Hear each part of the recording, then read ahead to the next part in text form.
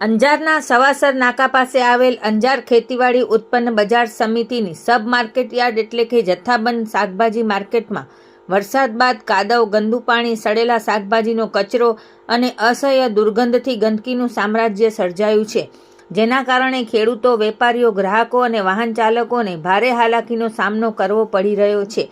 માર્કેટમાં વરસાદી પાણીના યોગ્ય નિકાલ અને નિયમિત સફાઈના અભાવે માર્ગો લપસણા બન્યા હોવાથી દ્વિચક્રી વાહન ચાલકો સ્લીપ થવાના બનાવો પણ બનતા હોવાનું જાણવા મળ્યું છે.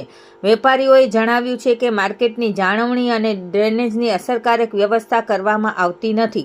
સ્થાનિકો અને વેપારીઓએ તાત્કાલિક સફાઈ અભિયાન હાથ ધરી વરસાદી પાણીના કાયમી નિકાલની વ્યવસ્થા કરવા માંગ કરી છે. સમયસર કાર્યવાહી નહીં કરવામાં આવે તો ગંદકીના કારણે ચેપી રોગચાળો ફાટી નીકળવાની પણ ભીતિ વ્યક્ત કરવામાં આવી રહી છે.